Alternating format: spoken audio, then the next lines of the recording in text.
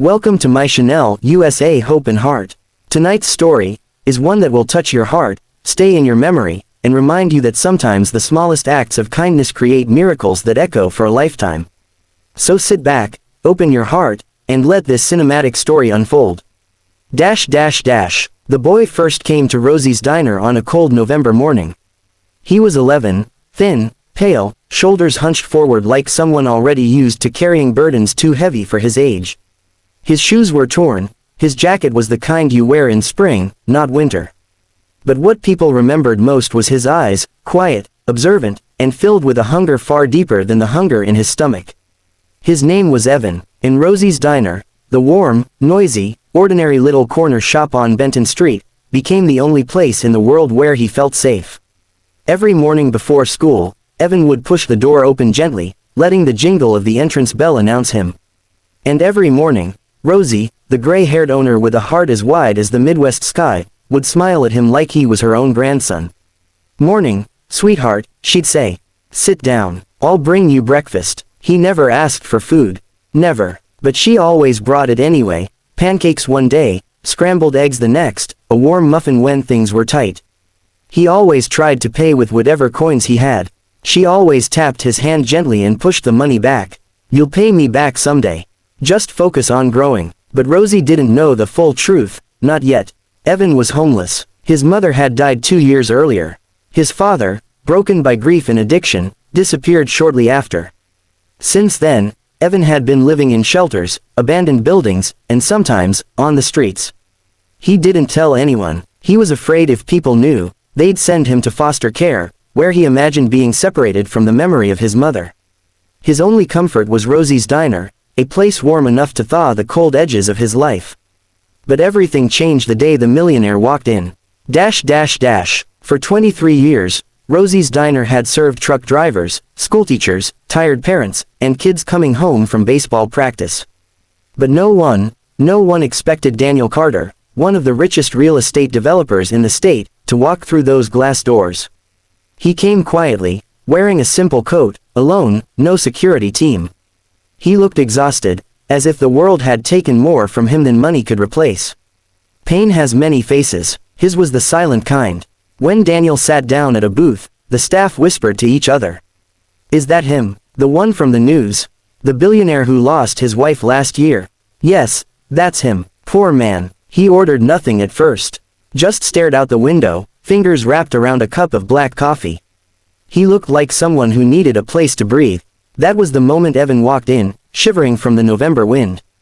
Daniel's eyes followed the boy. Something about the sight pulled at him, maybe the jacket too thin for the cold, maybe the way the boy clutched his school bag like it held everything he owned. Or maybe Daniel simply recognized loneliness when he saw it. After all, he had been drowning in his own. Rosie came out from behind the counter and greeted the boy. "Cold day, huh?" she said warmly. Evan nodded, rubbing his arms. "Sit, sweetheart. I'll get you something hot." Daniel watched closely. Rosie placed a plate of warm eggs and toast in front of the boy. Evan's eyes softened. Gratitude glowed through them. He whispered, "Thank you," as if those 2 words carried more weight than anyone could imagine. But when Evan reached into his pocket to pull out a couple of coins, Rosie shook her head. "Not today." Daniel frowned slightly. Why would a child try to pay for food like that? Why wouldn't his parents provide for him? Something felt wrong. Something felt familiar. He had once been that kid, hungry, unnoticed, desperate for a break. The next morning, the millionaire returned. And the next. He always sat in the same corner booth, always watched Rosie hand the boy breakfast, always saw Evan try to hide his hunger behind politeness. Until one day, as Evan got up to leave for school, Daniel approached him. "Hey there," he said gently. "You must be a regular here." Evan stiffened, as kids do when adults they don't know speak to them. "Yes, sir," he replied quietly. Daniel's voice was soft. "I've been noticing you. You come early, always alone, and you're always so polite." Evan stared at his shoes. Daniel knelt down slightly so they were eye level. "Is everything okay at home?"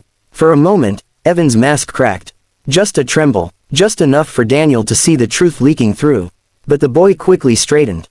"Yes, sir. Everything's fine." Daniel didn't push further. He simply said, "You remind me of myself at your age."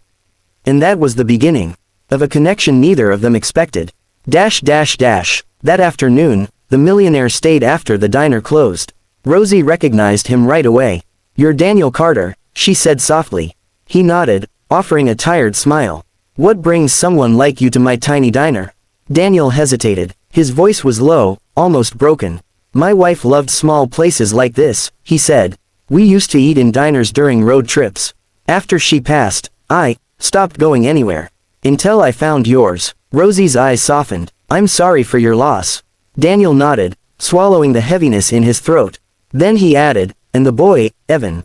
What's his story?" Rosie shook her head. "He never tells me much. But I know pain when I see it. He's struggling, Daniel, really struggling." It was then Daniel felt an old ache rise inside him, the one he had carried since he was a child, sleeping in abandoned buildings, eating leftovers, wondering if anyone in the world cared. He had lost so much in life, but maybe he could save someone from losing everything. The next morning, things took a turn. Evan didn't come. The bell never jingled. His smile never appeared. The seat he always took remained empty. Rosie paced behind the counter. "Something's wrong," she kept saying. "He's never missed a day." Daniel felt his heart twist. "I'll look for him," he said immediately.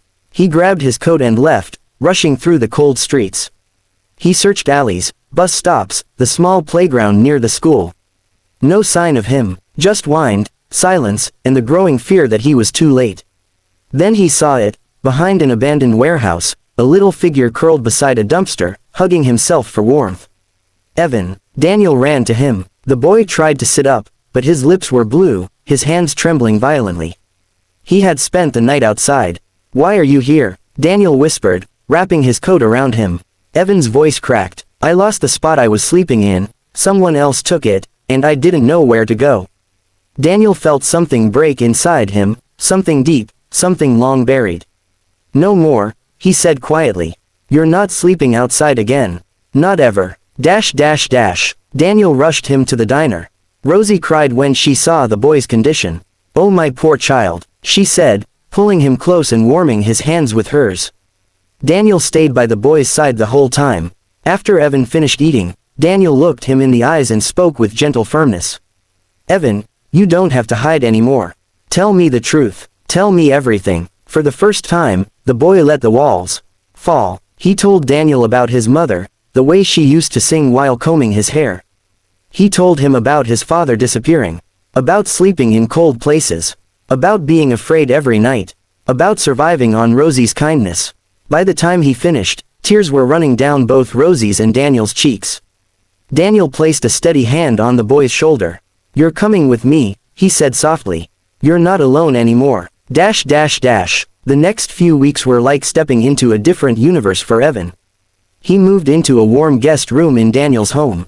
He got new clothes. He slept in a real bed, a soft one that didn't shake or creak or feel like the world might swallow him.